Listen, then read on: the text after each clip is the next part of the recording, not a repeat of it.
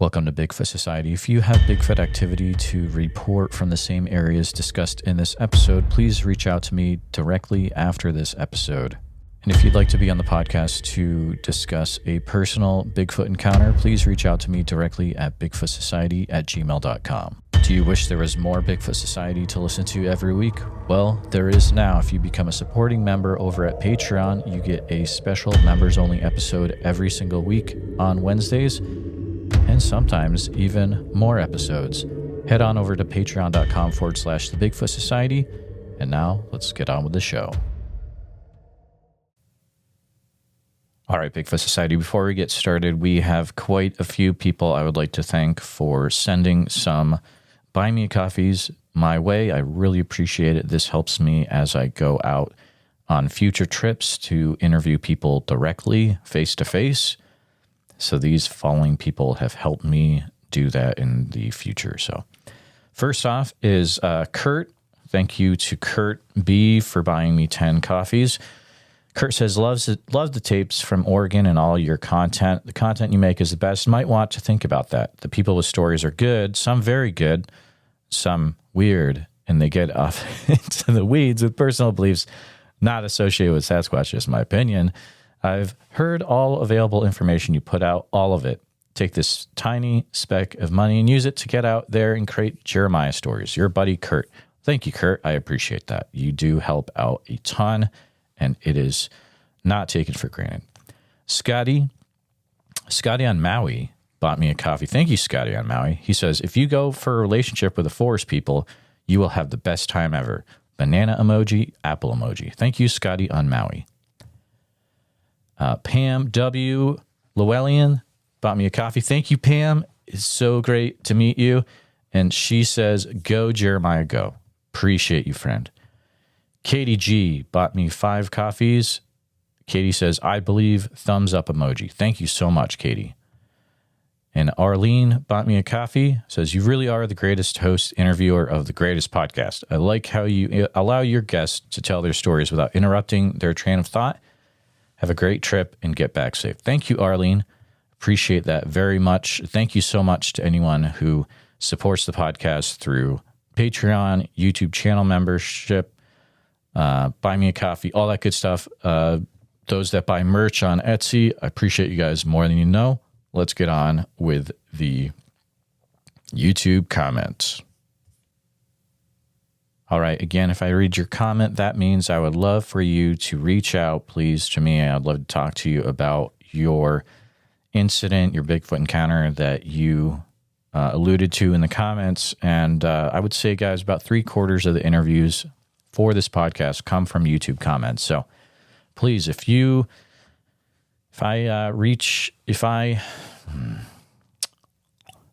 say your comment, guys, if I read it here, please reach out to me, bigfootsociety@gmail.com. Let's go for it. All right.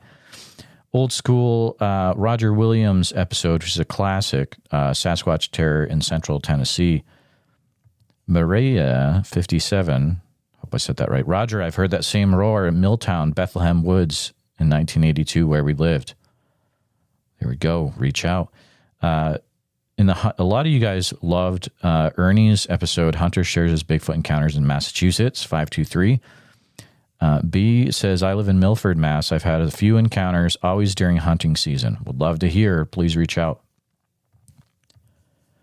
Same episode, Soko writes, I was raised in Southwick, Mass, right next to Granville. I know the area well. People don't realize how remote and treacherous some areas are in Massachusetts. Anything could be out there. Absolutely. On episode 531, Bigfoot was attacking the family farm in 1975. Debbie writes the following. Thank you, Steve, for sharing your story. One of the best Bigfoot interviews I've ever listened to. Even a little comical, but completely believable. I live in Texarkana, born and raised here. I have family from Fouke, and my mother is buried in the Fouke Cemetery. I've had 2 sightings, both while driving Highway 71 from Texarkana to Fouke. You know this area, so you'll understand when I say that the Fouke Cemetery is way back in the woods, down a 1-lane dirt road, very densely populated with pines. I heard a noise out there about 10 years ago that to this day I cannot explain or identify the source. Could have been Bigfoot, but I really believe it was something else. There's strange, even paranormal things out there that people are not even aware of.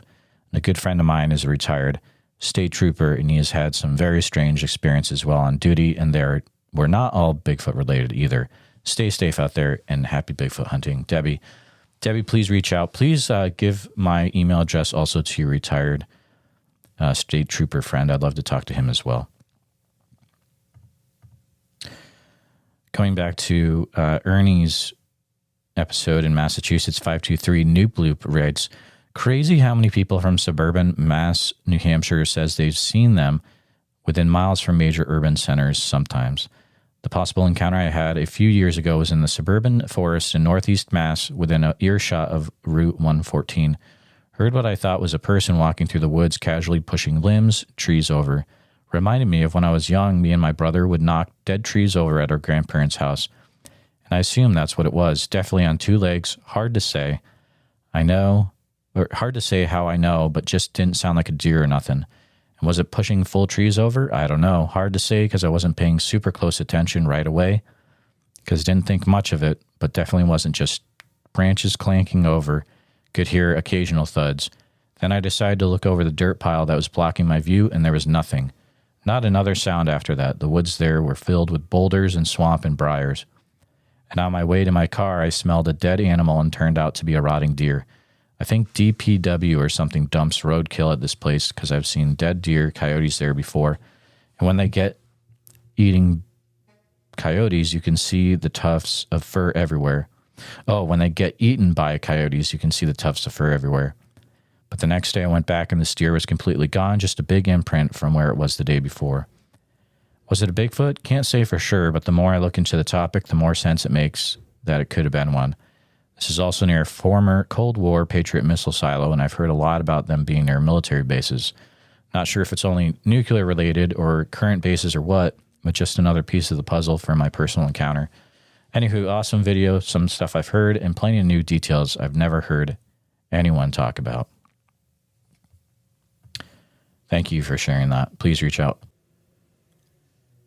Mark Fisher writes on Ernie's Massachusetts episode 523, I live in Mass. There's a state park in Leominster, Mass. that has always been known as Monsterland. There's been sightings of Bigfoot, UFO, and orbs for about 100 years. There's also a book about this called Monsterland. There's two of them. Editor note, they're written by Ronnie LeBlanc. You may remember him from his time in Expedition Bigfoot, that show. Guys, if anyone has had sightings in this area called Monsterland, please reach out. I'd love to talk to you about it. Ronnie, if you're listening, you're welcome to as well. A lot of you really liked episode 527, The Lost Island of the Sasquatch in the San Juan Islands in Washington. Specifically, Silver Lance wrote, me and my buddy live on San Juan Island, and he says he's seen the Cadborosaurus just off the island. He said that thing was 40 feet long, had like a camel, blowhole, and small ears. Not a Bigfoot thing, but I think that's pretty interesting. So thank you for sharing that. The Bigfoot was at Cultus Lake in Oregon, episode 529. Keith Morrison writes, I've had two Bigfoot encounters in Douglas County, Oregon, out Upper Smith River. They were 15 years apart, but maybe 5 miles apart. I believe they were the same family of Bigfoots. Keith, reach out, my friend. It's a nice comment from Joanne here from episode 531, Family Farm. Love listening when I go to bed. And then a ton of you are like, yeah, I do that too. So to everyone who listens to the podcast and it helps you get to sleep, I'm glad I can help out.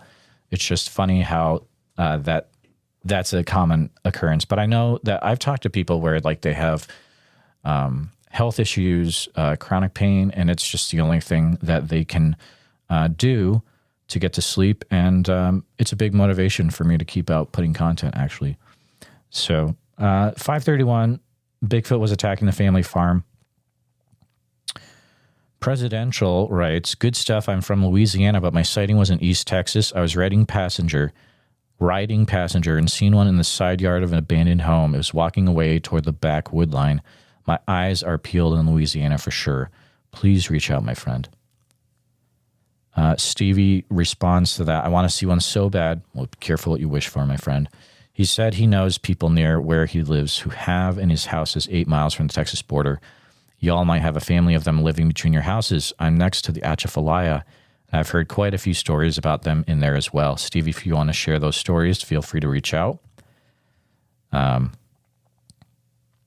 Frank also responds to Presidential's comment, a lifelong friend, my younger brother, and myself watched a creature walk out into a sandbar one summer afternoon back in 1979, Amite River, right outside Baton Rouge, Louisiana. Changed my life, set it in motion to learn all I could, and search for answers.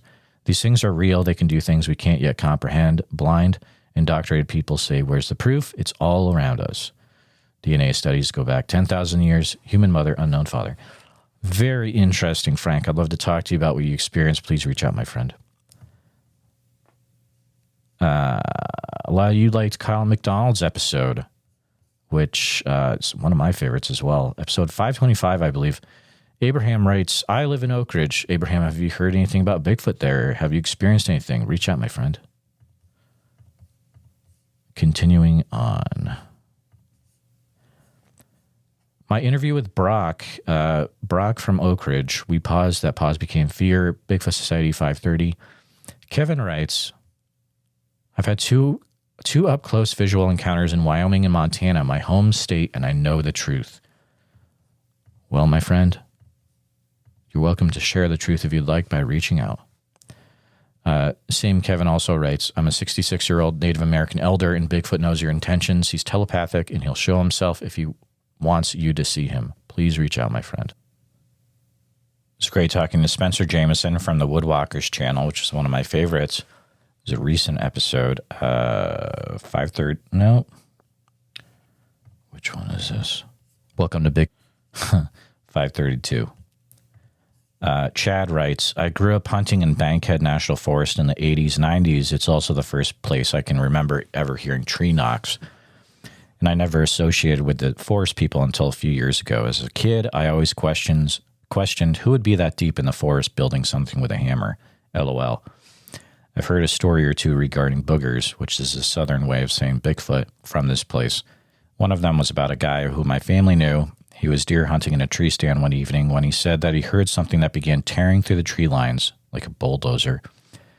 He said that it wasn't small saplings either. It was fully matured big trees, and it scared him so bad that he jumped out of his tree stand and ran all the way back to his truck, leaving his bow, arrows, and tree stand behind.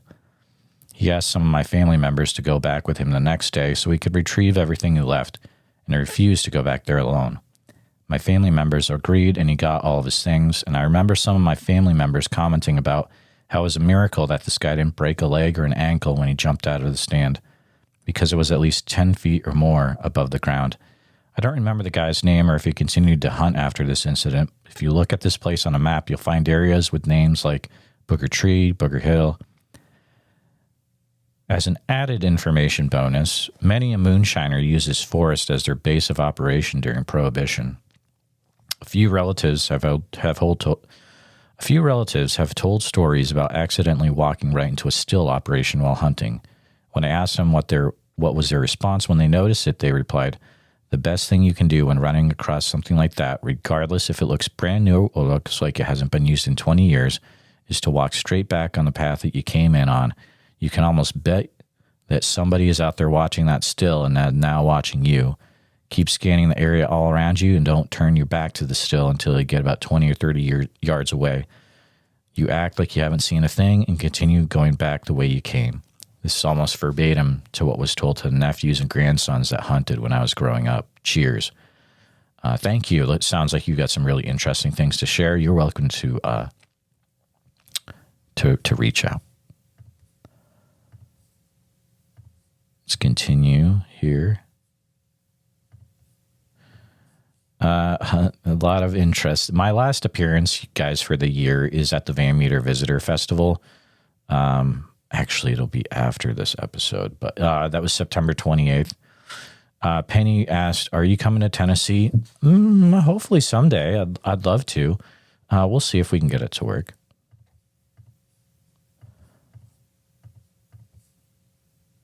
Here we go. Bridge to Bigfoot. Oregon, oh my goodness, Oregon Sasquatch Conversation, episode 522.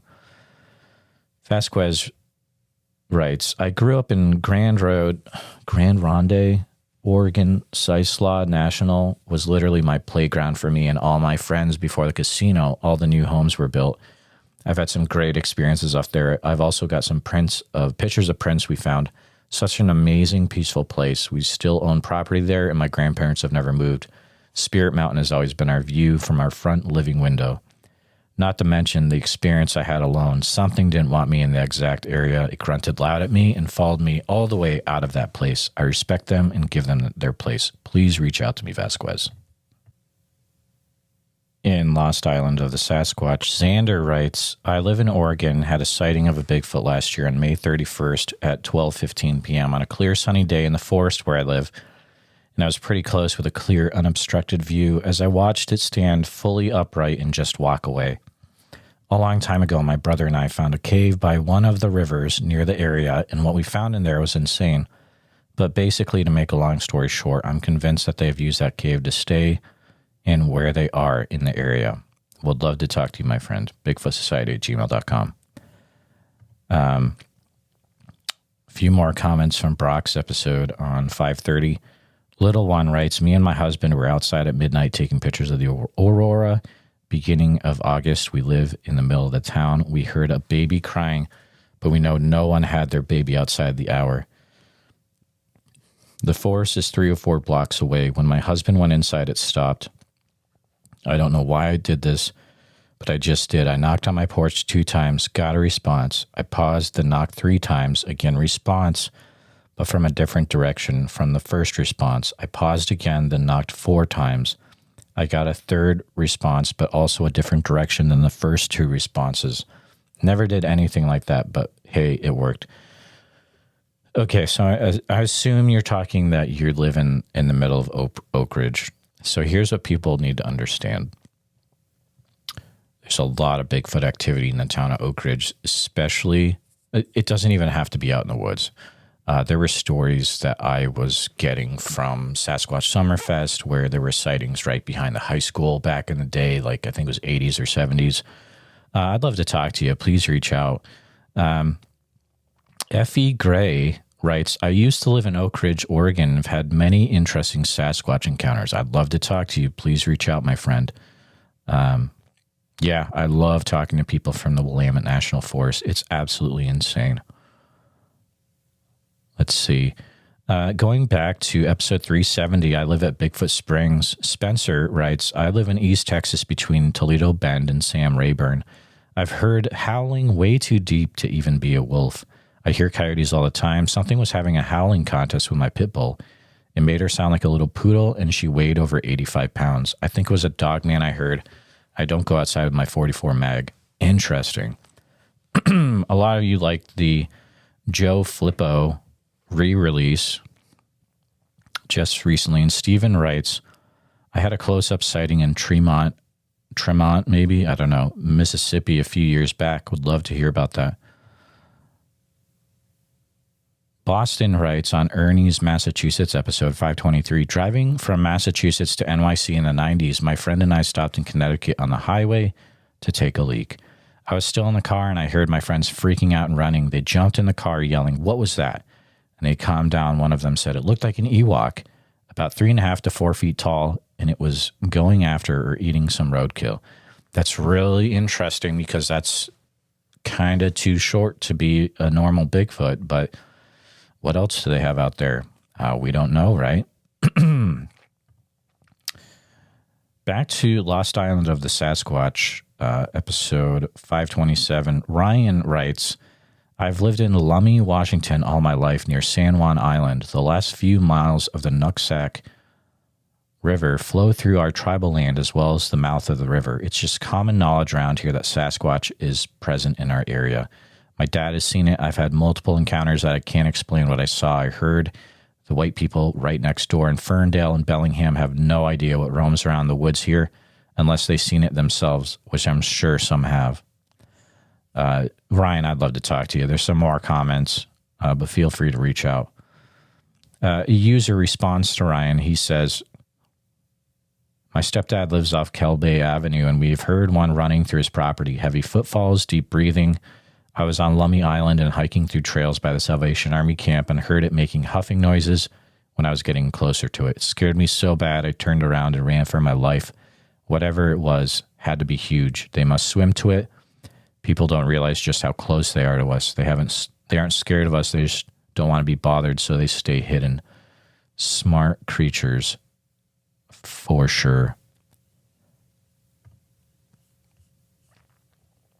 Ryan continues in response. He says, Kelby Avenue is not too far down the road from the river mouth. Their lung capacity is something else. You can tell when they vocalize because there's nothing big around here that could have that lung capacity. I don't know what to think about it. Most think they're like a hybrid animal. I kind of lean towards ET or spiritual beings, like fallen angels that are forbidden to interfere with us. Whatever they are, they love to watch us when they come around the woods, even in the broad daylight. 99% of the time, we don't even know it. And I lean more towards spiritual because if they were animals, it seems like something that big would leave more traces over the years. And the main thing is that over the years, I've listened to stories from all over the world, and every credible story, I hear the same thing. The hairs on the back of the neck stand up, and you get the most cryptic, eerie feeling right before you see one. I resonate with that because I've felt that before. I've seen some stuff I can't explain right after that weird wave of eerie vibes hit me. I think there's something to them other than just a big animal. It's almost like they're from a different realm. If that sounds crazy, I don't know. It just doesn't make sense. Lon Lotto writes in response, I'm in Bellingham and have seen one at Diablo Lake a few years ago and saw something else at Wenatchee State Park, a visible being walking upright that looked translucent or like a predator. Spiritual for sure, but I don't know in what aspect. Something tells me they're not our friends, though. I've had bad vibes, both sightings. I've also had something scream at me and two of my friends before that sound like a woman being unalived. That was in a completely different state. A few other weird experiences, but can't say for sure it was them. Would love to talk to you guys. Please reach out. In 9 years of horrifying Bigfoot encounters in Oregon, that's one of my favorite episodes, 317. Contention writes, I've heard those screams, seen 3 toad tracks, and actually saw one of them getting a drink in the Molalla River high up in the Narrows, the area from Santiam Canyon to Estacada, Mount Hood National Forest, and all the way down to Colton and beyond is a vast forested area. Then there's the southern Oregon Coast Range stretching down to California. Also Bigfoot land. I could go on, but there are people who live in these very remote areas who probably see these creatures on a regular basis and want to be left alone. Contention, please reach out if you have information to share. There are a few people that are extremely nice and that give, I guess they're called super stickers, and they are pretty much giving a one-time donation to the podcast. And I very much appreciate them doing that. One such individual is Multidimensional Travel on the Cultus Lake, Oregon, episode 529. Multidimensional Travel sends a $19.99 super sticker. He says, Hi, Jeremiah, new person here. They call me Bill. Well, hi, Bill. I think Kyle was the first one I listened to. I hope you're well. Thank you for connecting interesting souls with great info to good people. Well, I appreciate you being here, and thank you again for the support. That kind of thing helps me get out to take actual trips to interview people face-to-face. Back to Ernie's episode. Alex writes, I'll have to check out winter hiking out there. Typically in the summer, I'm all over New Hampshire, Vermont, Maine, and New York, mountain biking, hiking, and kayaking, always solo, especially in the remote areas. And in the winter, I'm all over the forests of southern New England, Mass, Connecticut, and Rhode Island hiking, and I'm often out in these places at night. I've never ever had anything even remotely odd happen to me except for one place and only once. I was hiking October Mountain. Well, that's the place it's going to happen, dude. If it's going to happen anywhere, it's going to be October Mountain in Western Mass, Pittsfield Lee area. And while the northeast part of the mountain near Roaring Brook, I distinctly heard wood knocks. I heard this 4 times on the particular hike about 2 years ago in early January. There was absolutely no one else on the mountain that day. Sarah writes, in the Lost Island of Sasquatch, San Juan Islands, the tongue trill noise he talks about, that's the noise that scared me out of my campsite 2 summers ago deep in the Idaho mountains. My BF and I would guess that's boyfriend, not Bigfoot, Had the feeling of being watched all day. At night, I noticed our dog becoming alert with raised fur. Then I heard it. It was closed. It was projecting. It was close. It was projecting from about 6 or 7 feet high. We didn't hear it come in. We abandoned our things and came back 2 days later to retrieve them. I didn't want to go back, but I felt silly, so I did. Haven't camped since. I'm sorry you experienced that. Hopefully one day you are able to go camping again. This is, here's an interesting, it's a nice comment. I'm going to share it. Thank you. I think it's Ripted 2849 on the Cultist Lake episode. So glad there's a channel I can depend on that is not clickbait, but has real stories done by an amazing interviewer who knows when to ask questions and when to let the story fly. I really appreciate those kind words. I try to do my best. I've gotten a lot of feedback, and you may notice eventually you may notice there'll be a focus again on just letting the interviewee talk, and I'll ask questions at the end. We'll see how it goes. But Bridge to Bigfoot, 522 Oregon Sasquatch conversation. Keith writes again, I'm from Oregon. I'm also from Cottage Grove, Oregon, like Alicia's. I've had 2 Bigfoot encounters not far from Cottage Grove. Keith, we got to talk, man. Please reach out. Let's see.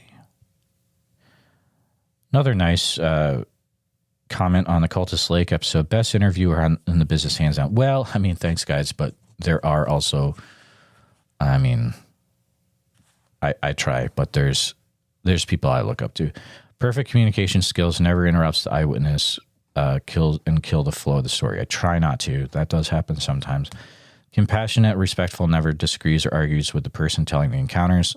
Less, you just basically get it. Glad I found you and listened to every podcast. I emailed you about what got me into Bigfoot, and I'm willing to tell you my whole story. Thanks for clearing up experience from 2019 that I can't explain. Marion, email me again. I'll be honest, this is a one-man show. It takes me a few weeks to get back to emails that reach out. I try my best, guys. And if your email has gotten, it's been a month or so and I haven't gotten back, email me again, please. Let's see. I already read that one. It's crazy, the reach of this podcast. I'm getting things in other languages. It's awesome. Joe Flippo, Mississippi episode, Arida, I think maybe I said that right, writes, my mom saw one in McNeil, Mississippi in the 70s, and my buddy's seen one in Collins, Mississippi in 2007. I hear them knocking all the time, and I've heard screams and lots of mimicking like Joe was talking about. I have friends in Alabama that talk about them all the time. I believe Alabama is loaded with them. They absolutely are. Either that or they just are really active over there. Reach out, friend. It sounds like you've got a wealth of knowledge about the South. Same episode. Lisa writes, the Okatama River is notorious for Bigfoot. This is also on Joe Flippo's episode. We were riding ATVs on private land and a juvenile Bigfoot walked out in front of me while I stayed back while my daughters could ride my four-wheeler. He looked like someone with Down syndrome, human looking. His hair was like a 70s style. He had long sideburns that came down on the side of his face. Had no hair on his face. He had sparse hair on his outer arms. His hair was a reddish brown, like the color of dried dead brush. He kept looking at me, but nothing was behind me. I never saw his teeth, but he did lift his nose like he was smelling smoke. His nose did go up like how you would push the tip of your nose with your finger. We just stared at each other. I never felt threatened, but as soon as the four-wheelers got closer, he was gone, like he vanished in thin air. Please reach out. I'd love to talk to you. From an older episode, Sasquatch Stories of Western North Carolina, Eugene writes, I know this is an older episode, but my wife and I had an experience in the Waynesville, Bryson City area in a campground around the Nantahala. I live in Wyoming now, but I'll never forget the experience. Eugene, please reach out. Back to Joe Flippo's episode. Seth writes, I'm in Stone County, Mississippi. My place is surrounded by DeSoto National Park. Nothing but woods and farms. I've seen evidence of them about half a mile deep into my property. Please reach out. Solomon Landscaping writes on Ernie's Bigfoot, episode 523. I had an encounter in Granville State Forest about 10 years ago. Ernie is speaking the truth. It was also during hunting season. Mine wasn't a peaceful encounter, though. This being wanted me to leave. He or she whistled and followed it up with a growl that was horrifying. I don't care what anyone says. They are real. Please reach out. Back to Kyle McDonald's episode, 16-foot Sasquatch of the Willamette Valley. FDF writes, Loon Lake is super active. I hear them whooping for miles. I also had an experience with one 40 feet from my tent. It was in the middle of a blackberry bush. I couldn't see it, but I could tell it was something massive because of the snaps of deadfall, much louder than anything a person could do. Saw orbs above the treetops as well. What he says about thinking about them before going to a location and then having experiences, it's true. I predicted my brother would have an experience a month before he went camping. The sky is legit. After hearing having UFO experiences, Bigfoot came into my life. Please reach out. Milo writes an interesting comment on Lost Island of the Sasquatch, and I'm curious if other people have experienced this as well. He writes, if you ever get in a fight with your girlfriend or anyone, don't go into the wilderness right after. I'm telling you, they can sense these high emotions. We hear this scenario play out again and again. He said he was in a fight with his friend, and then bam, he had an encounter. Be very curious if people have also experienced that. Mile also writes, I grew up on the Puget Sound as well. It's amazing in those waters, but my encounter were in the mountains. Please reach out, friend. Back on the Pennsylvania police officer, episode 425, Josh writes, hi, that was a true resonance of what's going on out there. I personally have had some experiences with the Australian Yowie I wish to tell from 1982 to now. Feel compared to share. Feel free to reach out. I don't think you have reached out yet, but if you have, please reach out again. Back to Ernie's episode, Old School writes, I just found this video and looked to see where you were. I already knew it had to be in Western Mass somewhere, and it is. Whole area west in New York is a hotbed of these things, including Northwest Connecticut. That is where I and two witnesses had an encounter. The ones we saw had that cinnamon or acorn color, except we were very uneasy. Never saw the face as it turned behind a tree. The shoulder looked like a soccer ball. We were in a truck. I cannot imagine it seeing it in the woods like you did. Reach out, my friend. Bigfoot stalked our property, 526 episode. Ray writes, hi, Steve. Glad you survived all your catastrophes to tell your story. You seem like a cool dude. If you ever need a fishing buddy, let me know and I can tell you my stories. I live in Oklahoma and you're correct about LaFleur County in the history. I don't know too much about Fort Cobb Lake area.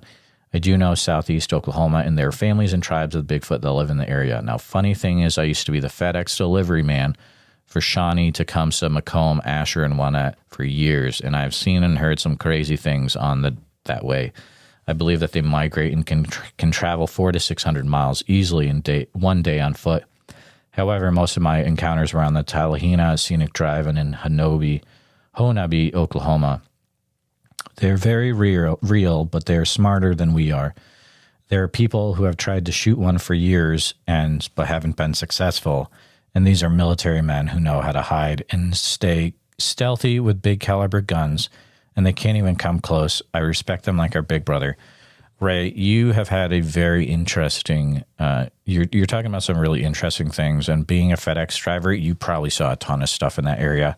I would love to talk to you, my friend, if you can reach out to me at bigfootsociety@gmail.com.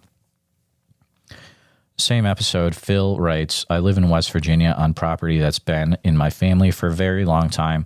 I've had the craziest things happen while hunting here. There's too much to go into really, but for years I didn't think of anything of it. In the early 2000s, I went to New Hampshire for a few months to work and got a good daylight look at one of these things. It changed my whole mindset on the woods. I didn't go hunting again for over 10 years, and those things came through my place a lot, and usually there are signs. I've never been able to see one until a month or so ago, and I still didn't get a good look. I saw two sets of eyes behind my apple orchard, and honestly didn't think much of it until I realized the shorter set was over 7 foot in the air. The taller set was 9 foot plus. The shorter set didn't look at me long and disappeared, but the taller set never looked away from me and moved about 20 yards or so to get behind cover. The eyes stayed level, never moving up or down the whole time, and the whole thing crossed a 4-foot fence in the process.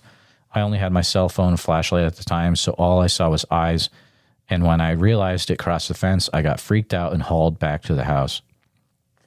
The eyes were a weird green and white color, but super bright and huge. They never made a sound, and I didn't even hear the fence getting pushed down across. I was no further than 40 yards from them, and it was a little after 3 a.m. and dead silent outside. Please reach out, my friend. On the same episode, Paulie writes, I live on 2 acres on a dead end a couple miles out of Sapulpa, Oklahoma. My 2 acres have 1,000 acres around it, and I know the old man who owns the land. He said I could hike or do whatever I wanted. Where I live is the end of the Ozark Mountains. It's up and down. I used to take my dog and a .22 rifle, and we would hike behind my house past the barbed wire fence. It drops off down a 60-degree slope. Then it slopes down to the creek. One morning, going to work about 4:30 a.m., my dog and I were standing by the truck, and I was about to climb in. Then something started yelling in a male-type voice. It wasn't a scream, it was a loud yell, and it was down the valley and echoing up and down the slopes. It did this 2 times, and there were long yells. I looked at my dog and said, what was that? I've seen the tree formations, and I think I walked by their home. It had several tall trees forming a teepee. It was on a little island, 2 little creeks come together.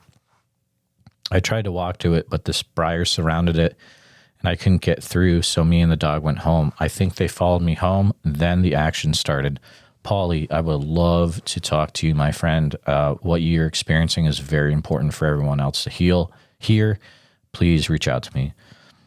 Dave also writes, my mother saw a juvenile Bigfoot about 200 yards from our house in North Carolina in the 80s. It changes everything about how you play, hunt, and everything, that's for sure. There are several stories on the road I grew up on.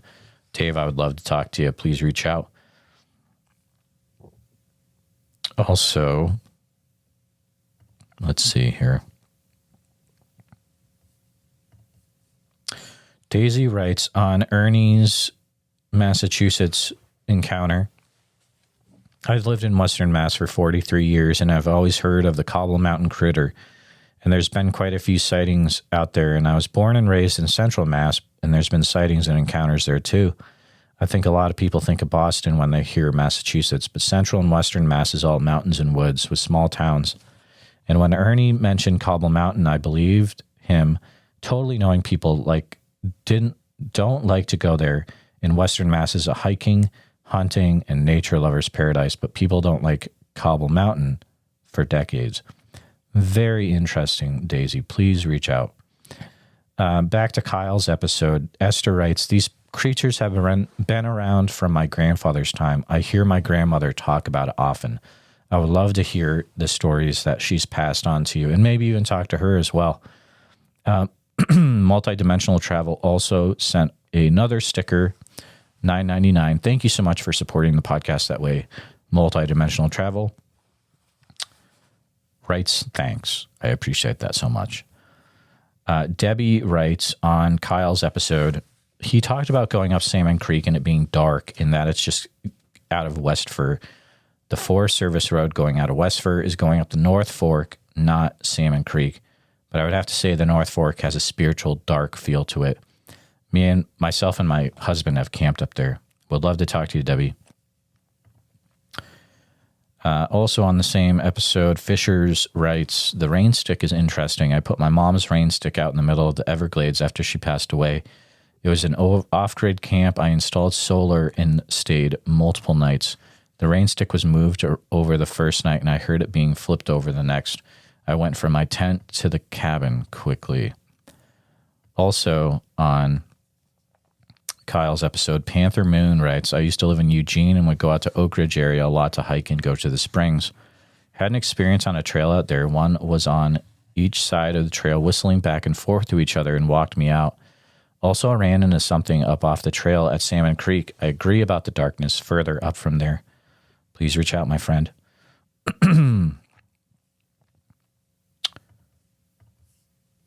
Moving on here.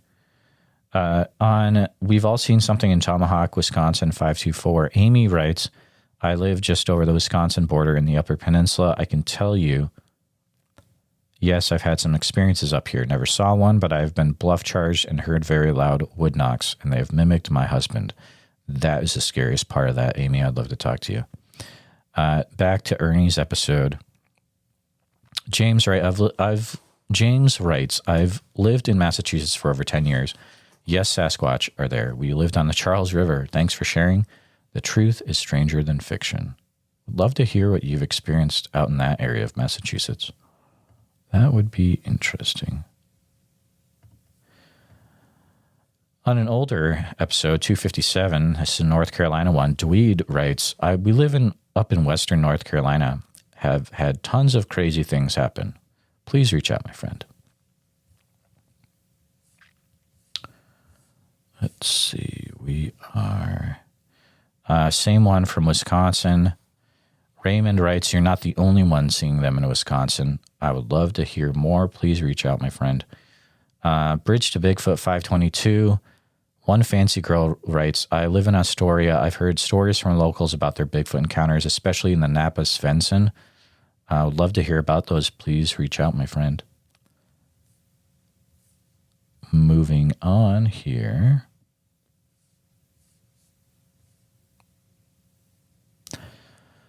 Heard my thoughts 5 days with Sasquatch in Arkansas. Old Hickory writes, bro, Florida is a sleeper state when it comes to Sasquatch activity. I left just outside. That might be I live just outside the Ocala National Forest. I'm actually located between the Ocala National Forest and Jennings State Forest. If you look at Encounters map of the state, it's loaded in these two areas. My wife has seen Sasquatch walk out in front of her going through Ocala. And about 20 years ago, my wife and I had an encounter on the St. Johns River near a place called Norwalk. We actually heard screams, howls, branches breaking, and wood knocking while fishing from the St. Johns in the early morning hours. Please reach out. We'd love to talk to you. It kept luring us into the woods, Overton County, Tennessee, 501. Jeffrey writes, I've conducted Bigfoot research in Overton County, Tennessee for 30 years. Brother, I would love to talk to you. If you could reach out to me, please do it as soon as you can. 255, terrifying story of a hunter found mangled. Eugene writes, my partner and his sister saw a white Bigfoot where they grew up in Daleville, Alabama. He said they were kids, but this thing was huge, standing on the edge of the woods, watching them walk home from a friend's house. I'm sure they have quite the story to share. Bill writes on a short, but it's an interesting comment. I believe Bigfoot exists because I grew up in Oak Ridge, Oregon. Several friends and family saw them, but these loggers saw 4 Bigfoot coming out daily and standing, yet no videos. Well, that's another thing. But Bill, I'd love to talk to you about what you've heard from growing up in Oregon, Oak Ridge area. Please reach out to me, bigfootsociety@gmail.com. Going back to Ernie's Bigfoot encounter, 523, Justo writes, brother, I got a story. Well, reach out, my friend. Best way is to email me, please.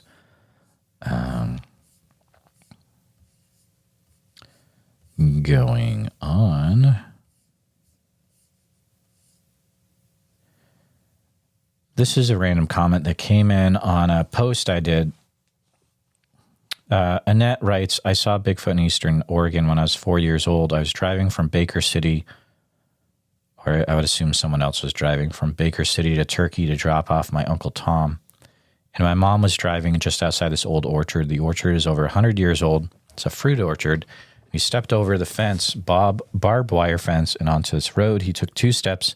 He was in front of our car, not 5 feet in front of our car. That was the only the first of my first encounter. Love to talk to you that.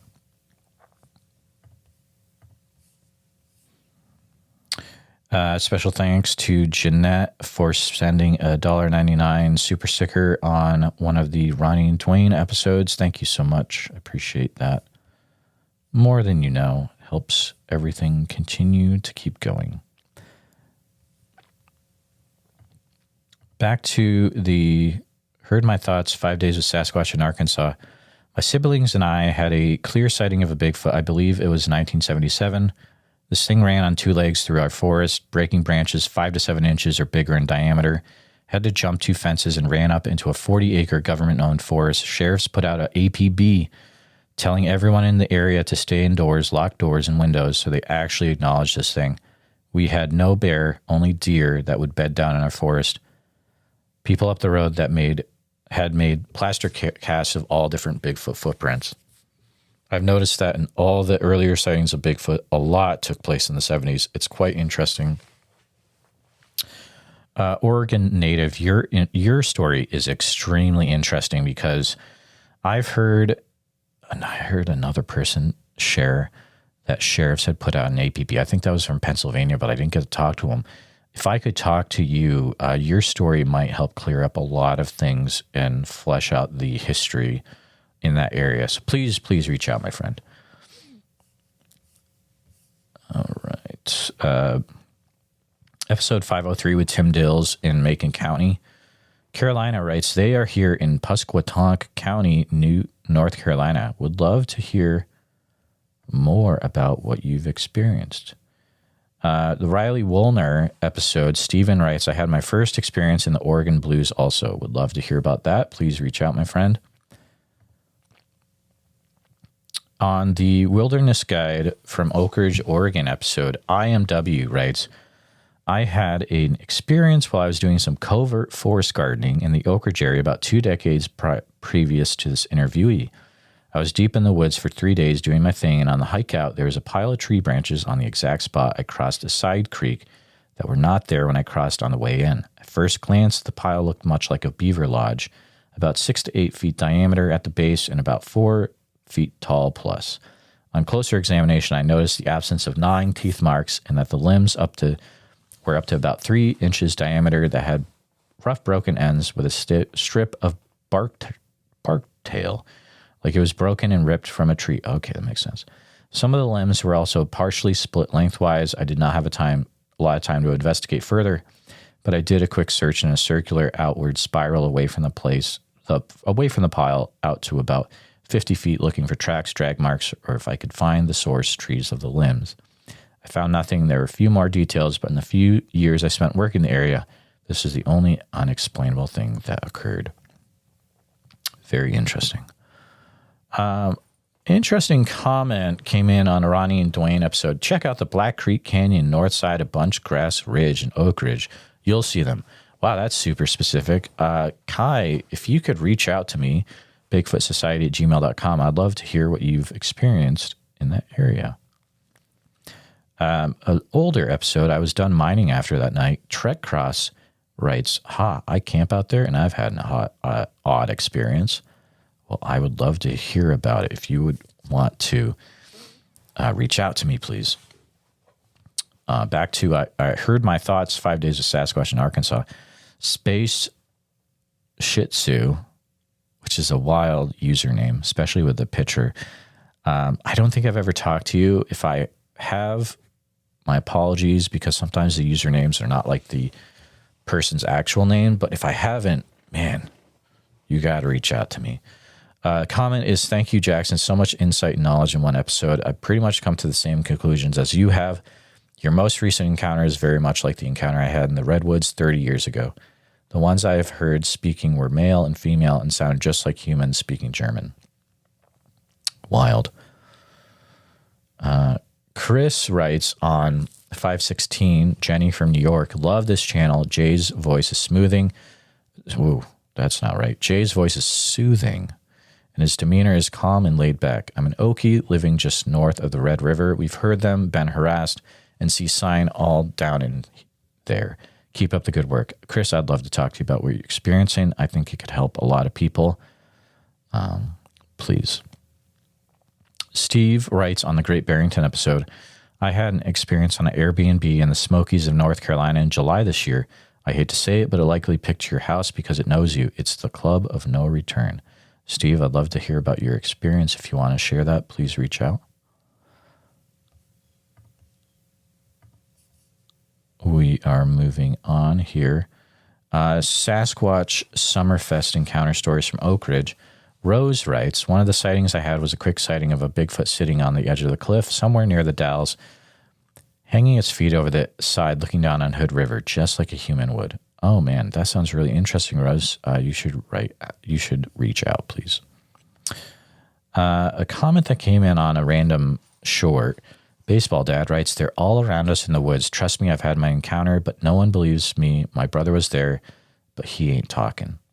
Baseball Dad, if you want to share what you've experienced, I would love to listen to what you've experienced.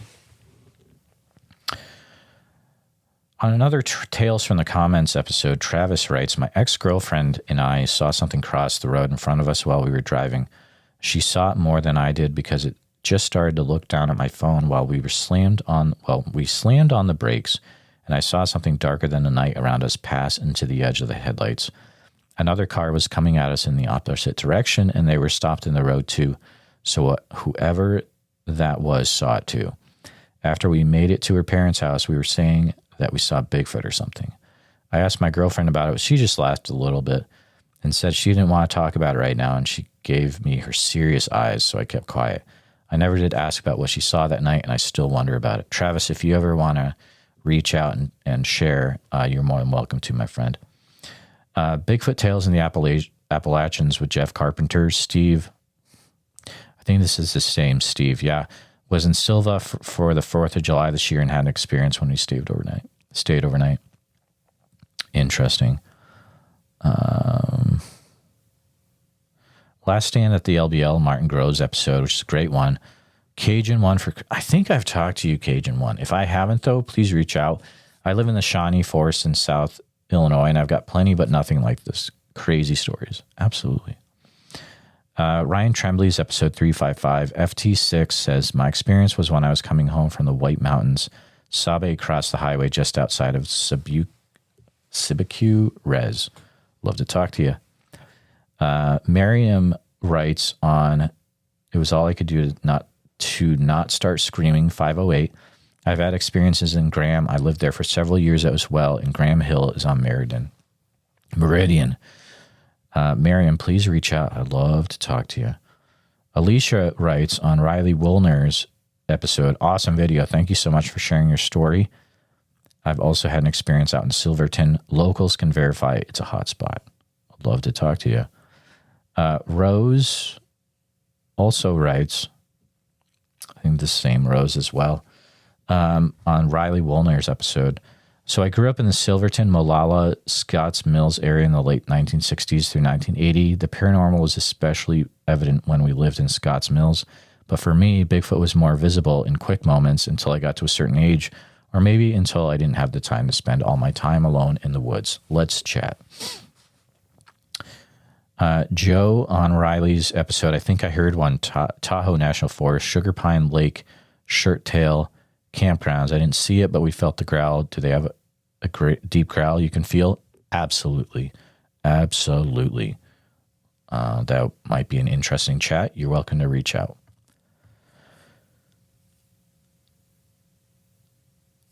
Moving on here. Arlie's writes on episode 397 in East Texas, I've seen them 5 to 7 times, from Bill. Reach out, Bill. Let's chat if you want to share what you've experienced. On the few came in on the Oak Ridge, Oregon Wilderness Guide episode. MDME.X writes, same here. I didn't realize what's really been going on until decades plus later when I heard some stories, some on this channel. Maybe I'll call in sometime. Maybe what kept me safe was to mentally convey my purpose for being on the land, just passing through, not hunting or harming, that sort of thing. So it might be a while until I do that call-in show again, just because I'm working stuff out. So the best way to get in touch with me is to email me at bigfootsociety@gmail.com. Please do so. I'd love to hear what you've been experiencing for decades out there. Jackie writes on the same episode, lived in Eugene all my life, took a walk one Saturday when my daughter, who was 3, and riding on her dad's shoulders, walking under some trees by Salmon Creek, and got a very eerie feeling. Was hearing some growling from up in a tree, thought it was a cougar, so back out slowly. To this day, I still feel weird when I talk about it, not sure exactly what was there. I think you made the right choice to get out of there. On Tobe Johnson's Sasquatch Summerfest episode, Colleen writes, I'm from Eugene, but after graduation, I lived in Oak Ridge for that summer. I knew a family that lived up a mountain on 20 acres. The dad said there were strange things out there, but he would never give me details. I didn't know what I know now because I definitely wouldn't let him leave it at that. Interesting.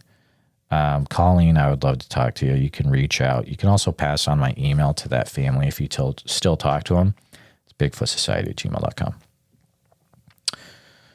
On Jason Kenzie's episode, Donna writes, I've seen several of them come out of portals in front of me. I've seen one come through an enclosed utility vehicle, then one that hit me on the rumble, but I did not see him. When I turned around, he appeared and disappeared in front of me. Interesting, Donna. Let's chat about that. Archive episode about Prince of Wales Island. Capitan writes, lived on Prince of Wales from 1973 to 1994. That's about 21 years, guys. Had many encounters over the years. I had my most encounters while fishing on the Harris River and deer hunting up Maybeso Creek on top of the mountain. Also, Klawak Lake, we had some strange things happen while camping out on the backside of the lake trout fishing. But pretty much all of Prince of Wales Island and all the little islands around it are home for Bigfoot. Capitan, would love to talk to you. You have a wealth of knowledge, and I think it would definitely help my listeners to hear it, especially the ones from that area. If you could reach out to me, please. Scorpio writes on the Hoodoo Mountain, Idaho, episode 496, I had a weird experience out in the Hoodoos 5 years ago. Was out in the woods with my friend. I had to go relieve myself, so I walked into the woods to find a good spot. As I started to pee, I heard voices like from a small group of people who were talking, but I could not make out what they were saying. I sensed that they were getting closer, so I hurried up. I called out to them, and then the talking stopped. I decided to investigate, and as I walked deeper into the woods, they started talking again, but the sound was as they were walking away. My friend called out to me to hurry up, so I turned to walk back to my friend, and as I did, the voices seemed closer again. I turned once again and headed back into the woods, and the voices were again faint. My friend yelled at me to come back, so this time I walked back towards him, and again the voices were heard coming closer. He said he didn't hear anything, but then said I was being lured into the woods, and it was about to get dark. I had a bad feeling about the situation, so we left. Looking back, it was unlikely that there was anyone in that area at that time of year. Lately, I've been trying to find this place again and can't find the exact area. Still curious. TJ, you we're almost in a very interesting situation that day. My friend, reach out if you'd like to chat about it.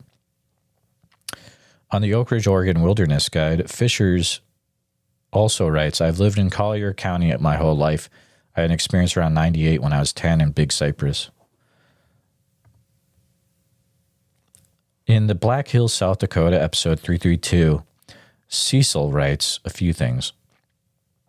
1979 on the Pine Ridge Reservation, I was 10 years old, and my mom and I saw a 9-foot-tall white Bigfoot 2 miles east of Potato Creek, South Dakota. He was standing alongside the road, and I watched him move from the road to the ditch, and I said, Mom, that thing is moving. Mom said, holler, so I did, and he turned his upper torso, and he looked up at us. He was walking south toward the tree line, and as he walked, it looked like he was gliding. Man, that's a thing I hear a lot. I remember it like it was yesterday. I've had a few encounters with Sitonka Bigfoot. He also writes, my 5 children and I were swimming up to Jenny Gulch in the Black Hills, and we heard a big man, Bigfoot, holler really loud coming from the west. 2011, my children and I hiked up to Black Elk Peak in the Black Hills. Tyler and Cecily saw a bare human foot track about 15 inches long. Would love to talk to you, Cecil. You're welcome to reach out. A random comment on a short. TWW writes, I still get goosebumps when I think about my Bigfoot encounter. That happened in April of 1977 in the hills of Kentucky. Would love to talk to you about what you experienced that day. Markle writes on the Graham, Washington episode 508, 5 members of my family seen one on Meridian past 304th, 1987 or 88.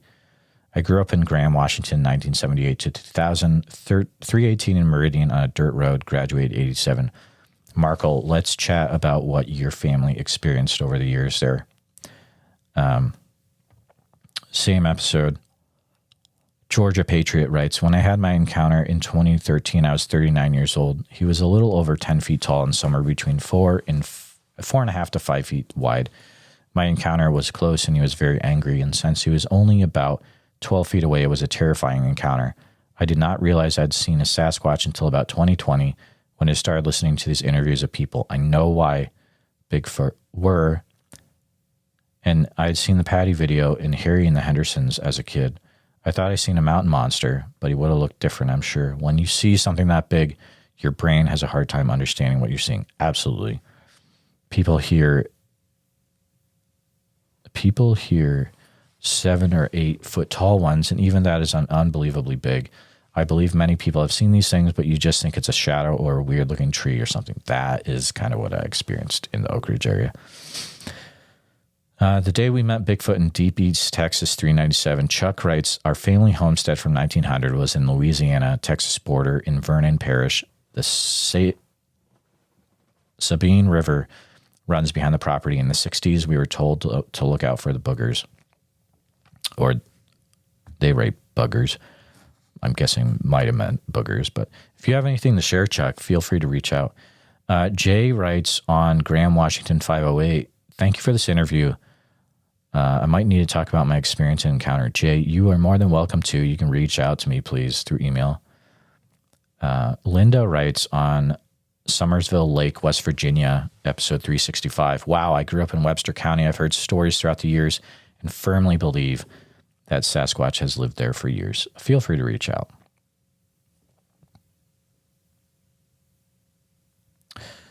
Teresa writes on 508 Graham, Washington. I live in Tacoma, and I've hiked all over Washington and Oregon. I've had a couple very weird things happen on and near Fox Island near Gig Harbor in Oregon. Let's chat about it, is what I say to that, for sure. Let's see. We are getting close. Daniel writes on the Jeff Carpenter episode, the width of 2 that crossed the road in front of me last year is what I noticed too. Massive shoulders. I saw them in Alaska, though. Would love to talk to you, Daniel. Please reach out. Jay Christie writes a comment on one of my posts, aggressively seeking out new frontiers now that you have more time to work on this, huh? Yeah, well, kind of. Good for you. I'll make a point to write my story and send you an email sooner than later. It's not a big deal, but it's a deal I can't get out of my head, and it's been ages ago. Jan in Oklahoma. Feel free to do that. Thank you. On 508 Graham, Washington episode, Cheryl writes, hello, I used to live in Yelm when I was in high school. I used to horseback ride down the canal that ran through McKenna on back through the woods at the time. Now it's all housing. I saw one back in there while riding with my best friend. Can anyone help me understand why I have no memory of it? I didn't know that until my friend brought it up one day. She said I was adamant that we had to go, and now, oh man. Cheryl, I would love to talk to you. If you could reach out, please. Back to an older episode in East Texas one, Terrifying Nights in East Texas. Douglas writes, mine speak is real. First experienced in 1970 and many other interesting things I've seen them do. Cloak, float, to mention a couple. Please reach out, Douglas. On one of the call-in shows, Amy leaves a comment. I caught an enormous Bigfoot looking down at me in a cemetery. Showed the pic with a few people who have known channels. Some of their responses were odd. Yeah, they're everywhere. It could be, or interesting. The pic is a real deal, and there's no doubt it's a fantastic catch. Well, Amy, you can always send it in to me, and I'll take a look at it. You never know, right?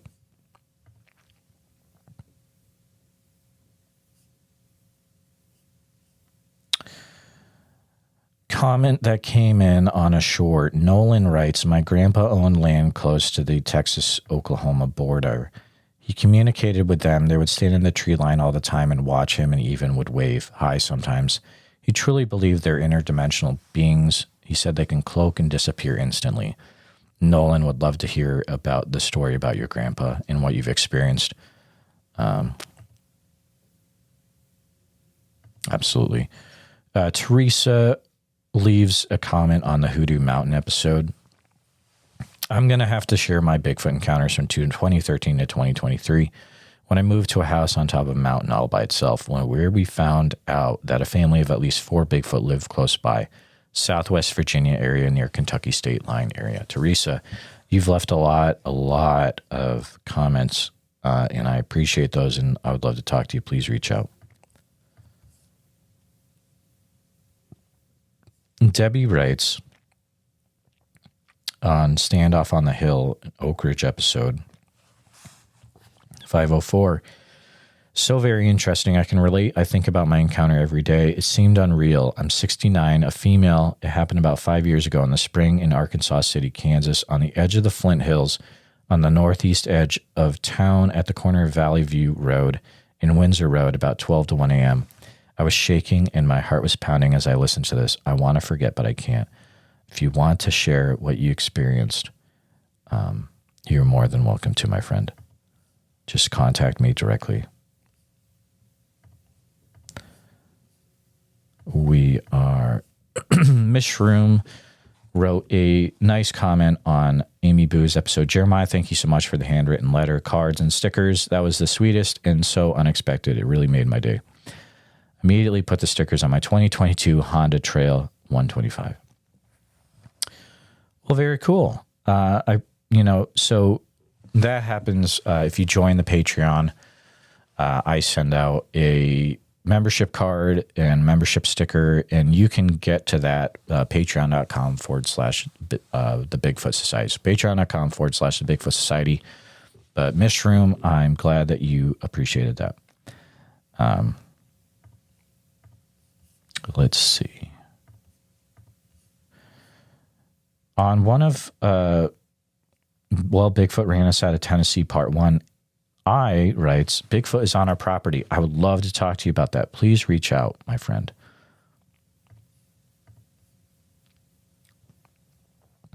Kelly writes on one of the Area X episodes, shout out from Smithville, Oklahoma. Honabi is our neighbors. It's a troglodyte paradise. I'd love to hear what you've been experiencing. Please reach out. All right, this is the last one. This is from the Delivery Man episode. Allie writes, in the end of July this year, I was driving to a near town by where I live. It's a wooded area where a river runs through, but I've never thought I would see a Bigfoot. While driving, I looked back on the rearview mirror and I saw something that resembled a Bigfoot crossing the highway traffic into the woods. I believe it has to cross both ways of the highway. It looked all black, but what caught my attention was how easily it ran and jumped over the guardrail. For me to be able to see all the small details, it has to be big and tall. I started screaming, telling my son I was seeing a Bigfoot. By the time my son turned around to see if he would see something, it was gone. It happened so fast. I wouldn't have thought seeing what I did, because even though it's wooded, I didn't think it's isolated or wooded enough for Bigfoots to live. I guess they're everywhere. I do believe they exist even before this incident. Guys, those are the last few weeks of all the things that have come in for the YouTube comments. I do try to read every comment. If you want to make sure that your comment is read, make a new comment. Don't put it in a reply to a comment, because I do miss those, just the way that YouTube gives me notifications. So make a new comment on the episode with what you've experienced, or if you really want to make sure that you reach me, send me an email at bigfootsociety@gmail.com. Again, I appreciate you all watching the show and leaving your thoughts in the comments. And make sure that you are subscribed on the YouTube channel. A lot of you have become unsubscribed by some reason or another. It's happening to a lot of the Bigfoot channels, but make sure that you're subscribed and hit the bell icon to not miss future episodes. So again, thank you all and have a great rest of your day. Take some time out for yourselves. And remember, if you go out looking for Bigfoot, be careful what you wish for. Please take a minute to help out the show by subscribing on YouTube, making sure you hit the bell so you don't miss any notifications, and share the episode on YouTube with a friend. Also, if you're listening to us on a podcast, thank you so much. Make sure that you're subscribed. Share the show with a friend. Really, it's all about sharing the show wherever you can. If you've had a Bigfoot encounter related to the following or know someone who has, please reach out to me at bigfootsociety@gmail.com or pass on my email. Here's the list. If you've had any encounters in Oregon, which I'm sure there's probably a few of you out there, please feel free to reach out immediately. You can use email bigfootsociety@gmail.com. A special thank you to all the Bigfoot Society Patreon and YouTube channel members. It's your support that helps keep the show going, and I extremely appreciate it. If you want to join in the fun, you can join over at patreon.com/the Bigfoot Society. I'll see you there. And again, thanks for listening.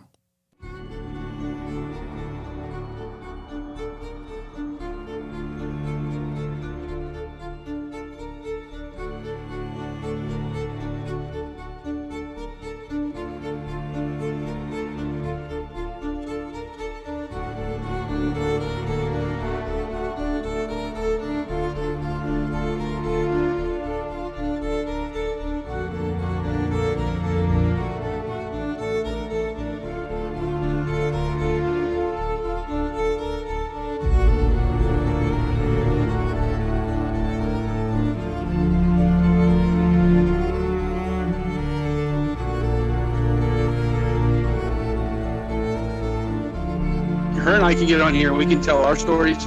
Maybe there's somebody else out there listening that's too afraid to tell their story. Maybe this will give them the courage to come out and not feel so bad about it.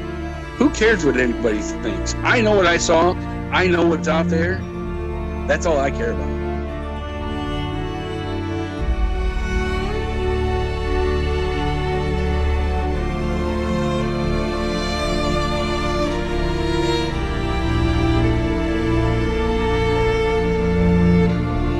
Please let people know. Please let them know. If you ever see one of these things, you need to tell. Because if you don't, then shame on you. You know? Shame on you.